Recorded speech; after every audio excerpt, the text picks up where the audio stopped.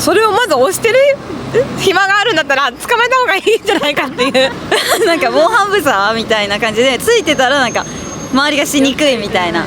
出せますか日本の女性は。それだよね、多分出せないよね怖くて。Hey guys and girls on Ask Japanese.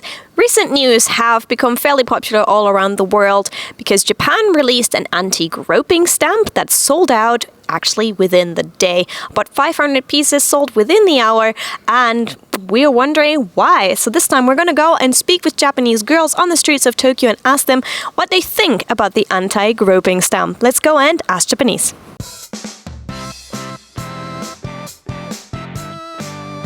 痴漢撃退犯行が最近ニュースになってて、いましたニュースであれなんですよね、限定数だけ最初作ってそれを試してもらってって感じですよね。光当てるとその痴漢の犯行のスタンプが浮き上がるじゃないですけど、見えるってやつですね。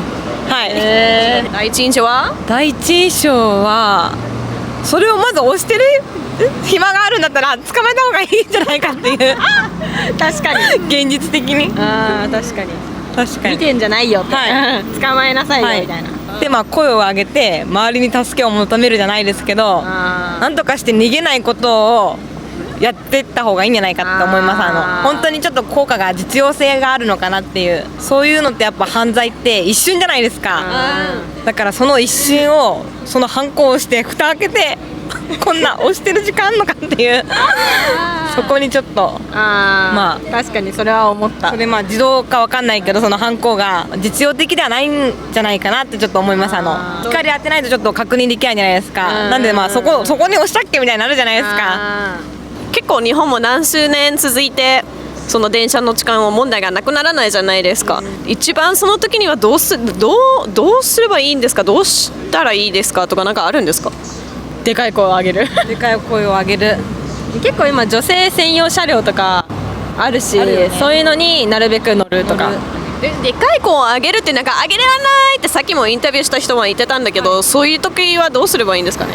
違うところに移動するとか、自分から触られたけれどもそれをあっと思ってすいませんみたいなちょっと言って移動する。この辺しかないよね。逃げるしかないかな、とりあえず逃げるしかない、きっかけになったのは結構ネットで話題になった2人高校生がある、人を追いかけて動画見たことあるかもしれないんです。2人が待ちなさいってすごい一生懸命走ってて、であるのおじさんが足を出して転ばせたって動画が結構あるかも、見たことある。それがそのスタンプを作るきっかけだったらしいんですよ。追いかけまではしないかな。触られたらもうその時だけだろうし、なんだあいつみたいな多分思ってもう忘れる。追いかけても別に。いやでも結構痴漢被害とかってやられた方は本当に心に心外傷的ストレスじゃないですけど残るんでしちゃダメ。痴漢は禁止よろしくお願いします。海外のニュースで流れてて結構話題になった話があるんですけど、日本ではあるスタンプハンコが売れることがなりました。いやーって顔知ってます何の話してますか？痴漢のスタンプ。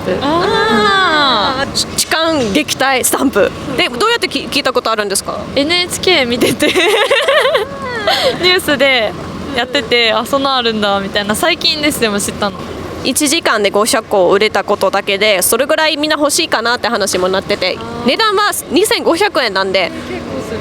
自分は買わない。どうですか？なんか押せんのかなって思いました。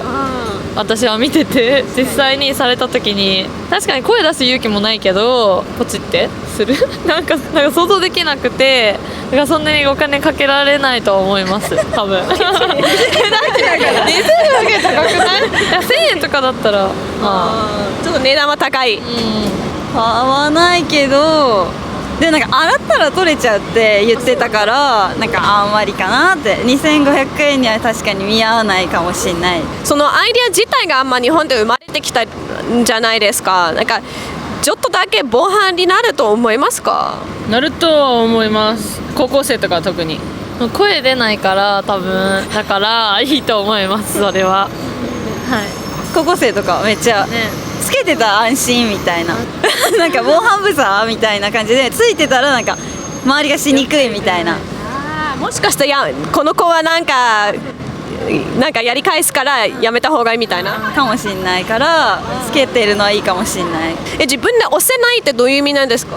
だからなんかさって手引かれたりすぐ逃げられちゃったりしたら、なんか電車では確かにできるかもしれないけど、街中とかでされた時にいざパッて出なくないっていう。そうはい、確かにいいタイムにもしかしてすぐ出せない、すぐ逃げるかもしれないしとかでお疲れ様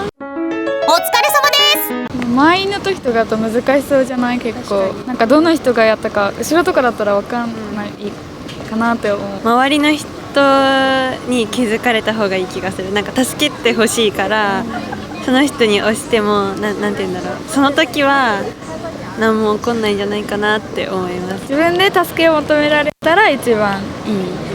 出せますか日本の女性は？それだよね、多分出せないよね怖くて周りの人に言ってほしいかもねこの人痴漢ですみたいな、なんか誰か何やってるんですかみたいな感じで、ってことは結局周りの人もその女性一人でなんかすることではなく、やっぱりみんなでお互い守ろうって感じですか？